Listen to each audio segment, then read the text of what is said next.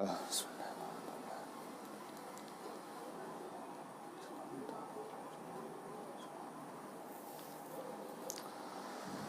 حول ولا قوة إلا بالله العلي العظيم.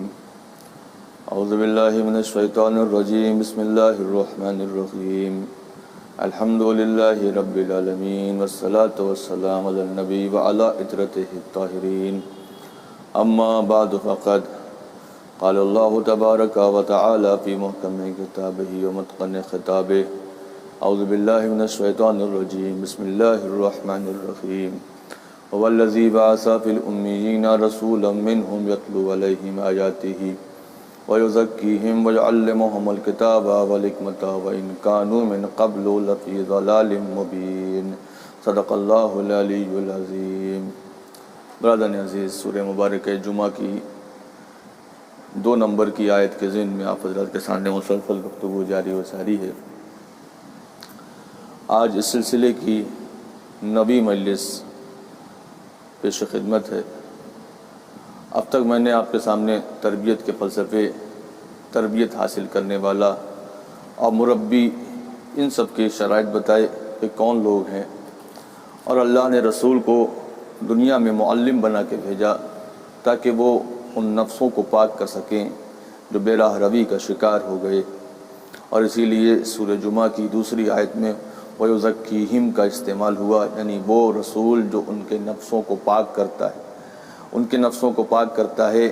اب یہاں نفسوں کو جو پاک کرتا ہے تو مرحلہ 3 سلسلے میں ہوگا، اس لیے کہ کس قسم کے نفوس کو پاک کیا جائے گا، کیسے نفس وہ ہوں گے جن کو پاک کیا جائے گا. قرآن مجید کی زبانی 3 نفسوں کا بیان آتا ہے. قرآن نے 3 نفسوں کا تذکرہ کیا ہے. ایک نفس مطمئنہ، دوسرا نفس لوامہ، تیسرا نفس امارہ. یہ 3 نفس ہیں جن کے بارے میں قرآن مجید نے تذکرہ کیا ہے. اب یہاں سوال پیدا ہوتا ہے کہ اللہ نے رسول کو بھیجا تو رسول یہ تزکیہ نفس کریں گے تو وہ نفس کون سا ہوگا، کس نفس کی گفتگو ہوگی، اور وہ کون سے نفوس ہوں گے جس کے رسول تزکیہ کریں گے اور انہیں طیب و طاہر اور انہیں پاک و صاف کریں گے. سب سے پہلا نفس جس سے قرآن مجید نے آواز دی وہ نفس مطمئنہ ہے. اعلیٰ و عرفہ و بلند نفس، اس سے اعلیٰ نفس کوئی نہیں ہے. تو اب یہ نفس جو نفس مطمئنہ ہے، کیا اس کی تربیت کی جائے گی؟ تو اس کی تربیت غیر ممکن ہے، اس لیے کہ یہ خود نفس مطمئنہ ہی وہ ہے جو لوگوں کی تربیت کرے گا.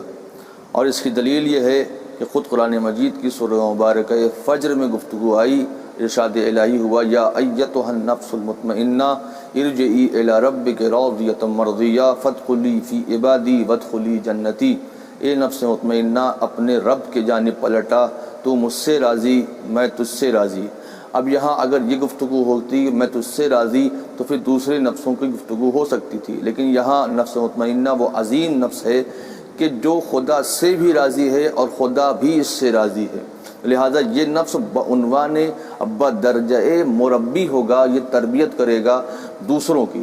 تو اس نفس کو جس کو میں نے پہلے عرض کیا کہ یہ وہ نفس ہوگا جو خود اللہ کی جانب سے ایک مربی بنا کے بھیجا جائے گا، ایک معلم بنا کے بھیجا جائے گا جو نفسوں کی تربیت کرے گا، جو نفسوں کو عظیم اور مرتبت بنائے گا، جو لوگوں کو کتاب و حکمت کی تعلیم دے گا. تو یہ نفوس جو نفس مطمئنہ کہا جاتا ہے، رسول کے لے کر آخری امام تک جتنے بھی امام اور جتنے بھی ائمہ آئے ہیں وہ سب کے سب نفس مطمئنہ ہیں، اور یہ مربی ہیں، نفوس کی تربیت کریں گے. تو مرحلے اول میں نفس مطمئنہ خارج ہے، اس لیے کہ یہ خود مربی ہے جو خود اگر تربیت یافتہ نہ ہو تو یہ عظیم نہ ہو سکے گا، لوگوں کی تربیت کیا کرے گا. لہذا ہمیں ماننا پڑتا ہے کہ نفس مطمئنہ اللہ کی جانب سے راسخون فی العلم کی منزل میں ہے اور وہیں سے تربیت لے کر آیا ہے تاکہ لوگوں کے نفسوں کی تربیت کر سکے. اب بچ گئے 2 نفس، نفس امارہ اور نفس لوامہ. اب وہ نفس مطمئنہ جسے اللہ نے یا رسول کہا یا امام کہا، یہ وہ نفوس ہیں جو ان 2 نفسوں کی تربیت کریں گے اور انہیں طیب و طاہر و پاک بنا دیں گے. اب نفس امارہ کون سا نفس ہے؟ کہا گیا نفس امارہ وہ ہے جو برائیوں پر ابھارتا ہے، برائیوں کے سلسلے سے کہتا ہے یہ کر لو کچھ نہیں ہوگا، یہ کر لو کچھ نہیں ہوگا. اور نفس لوامہ وہ ہے جو برائیوں سے روکتا ہے اور بار بار ٹہوکا دیتا ہے کہ دیکھو یہ گناہ نہ کرو، یہ گناہ تمہارے لیے بہتر نہیں ہے، اور گناہوں سے باز رہنے کے لیے کہتا ہے اور اچھائیوں کی دعوت دیتا ہے۔ اب قرآن مجید میں ان دو نفسوں کا بیان ہے۔ سورہ مبارکہ قیامت میں نفس لوامہ کی گفتگو ہے، اور سورہ مبارکہ اور ایک اور جگہ ہے جہاں پر کہ جناب یوسف کی گفتگو ہے، جناب یوسف و زلیخا کا معاملہ ہے، وہاں یہ گفتگو آئی ہے کہ جناب یوسف نے خود آواز دی، ان النفس لامارۃ بالسوء الا ما رحم ربی، نفس امارہ برائیوں پر آمادہ کرتا ہے، لیکن اگر رحمت پروردگار ہو تو نفس امارہ کچھ نہیں کر سکتا۔ یہ مرحلہ اس وقت کا ہے جب زلیخا نے یوسف پر حملہ کیا، اور معاملہ یہاں ہو گیا کہ یوسف ایک کے بعد ایک، جب وہ یوسف کو لے کر پہنچی خوابگاہ میں جو عزیز مصر کی خوابگاہ تھی، اور بالکل یعنی پرائیویٹ روم تھا جہاں زلیخا یوسف کو لے کر پہنچی، جب وہاں پہنچی تب یہاں قرآن مجید نے اس منظر کی عکاسی کی کہ زلیخا نے یوسف پر حملہ کیا۔ تو اب یوسف کہتے ہیں کہ ان النفس لامارۃ بالسوء، نفس امارہ برائیوں پر آمادہ کرتا ہے مگر یہ کہ رحمت پروردگار ہو۔ یوسف پر اللہ کی رحمت اس طریقے سے ہوئی کہ چہار جانب دروازے بند، کھڑکیاں بند، تمام چیزیں بند، اور ان دروازوں کی چابیاں زلیخا کے پاس۔ اب یوسف جائیں بھی تو کہاں جائیں، لیکن میں نے پہلے کہہ دیا کہ قرآن نے آواز دی ہے کہ اگر رحمت پروردگار ہو تو بند دروازے بھی اس کی رحمتوں سے کھل جاتے ہیں۔ اور جیسے ہی یوسف پر زلیخا نے حملہ کیا اور اپنے غریزے کا اظہار کیا، یوسف کو اللہ کی طرف سے الہام ہوا، وہی ہوئی یوسف دروازے کی طرف بھاگو۔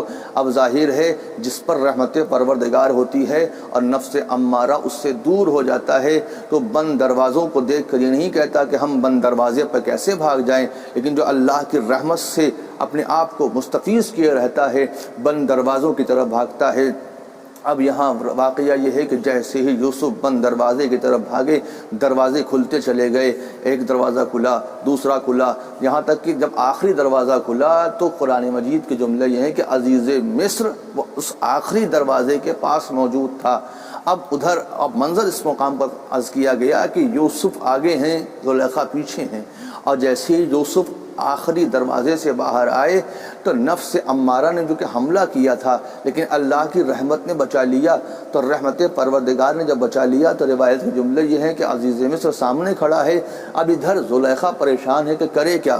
اس نے فوراً پیترا بدلا، اور پیترا بدل کے کہتی ہے کہ دیکھیے آپ کا یہ غلام مجھ پر حملہ آور ہوا تھا۔ اب جناب یوسف کے پاس اپنی گواہی ثابت کرنے کے لیے عزیز مصر نے کہا کہ اگر کہ تم بے گناہ ہو تو اپنی گواہی ثابت کرو، تم گواہی دو کہ تم بے گناہ ہو۔ اب اس چہار دیواری میں زلیخا کے محل میں کون تھا جو یوسف کی گواہی دیتا؟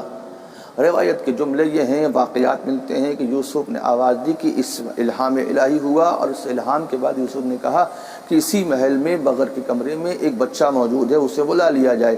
جب وہ بچہ آیا تو کہا یہ بچہ میری عصمت کی گواہی دے گا، میرے بے گناہ ہونے کی گواہی دے گا۔ لوگوں نے کہا یہ بچہ کیا بولے گا؟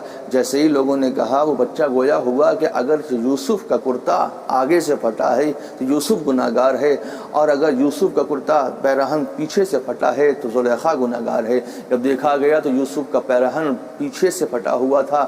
اب ظاہر ہے اللہ کی رحمتوں نے یوسف کو بچا لیا، یوسف بے داغ اور بے گناہ ثابت ہو گئے، لیکن شرط یہ ہے کہ نفس امارہ کے لیے رحمت پروردگار ہو، اور رسول امام یا اللہ کی طرف سے ہم لوگوں پر رحمت ہیں۔ اللہ کا میں نے پہلے عرض کیا تھا کہ نبوت و رسالت و امامت یہ لطف و کرم و رحمت الہی ہے کہ اس نے انسانوں کو بے راہ روی سے بچانے کے لیے ان انبیاء کا انتظام کیا، رسولوں کا بندوبست کیا، اور سلسلہ امامت رکھا تاکہ انسان بے راہ روی اور گمراہیوں کا شکار نہ ہو جائے۔ تو نفس امارہ کو بچانے کے لیے، اس کی تربیت کرنے کے لیے اللہ نے رحمت للعالمین کو بھیجا، اور رحمت للعالمین نے 12 اماموں کو منتخب کیا کہ میرے بعد علی، علی کے بعد حسن، حسن کے بعد حسین، حسین کے بعد زین العابدین، زین العابدین کے بعد محمد باقر، محمد باقر کے بعد جعفر صادق، جعفر صادق کے بعد موسی کاظم، موسی کاظم کے بعد علی رضا کے بعد محمد تقی، محمد تقی کے بعد علی نقی، علی نقی کے بعد حسن عسکری، اور حسن عسکری کے بعد آخری خدا کی حجت جسے مہدی قائم بقیت اللہ کہا جاتا ہے، وہ رحمت پروردگار بن کے نفوس کی تربیت کرتا رہے گا یہاں تک کہ وہ نفس اتنا طیب و طاہر ہو جائے کہ گناہوں سے رک جائے اور نیکیوں کی طرف بڑھ جائے۔ تو یہ اللہ کے بندے اور اللہ کے بھیجے ہوئے یہ نبی انہی نفوس کی تربیت کرنے کے لیے قرآن مجید بھی آیا، احادیث بھی ہیں، روایات بھی ہیں، واقعات بھی ہیں، انہی نفوس کی تربیت کے لیے۔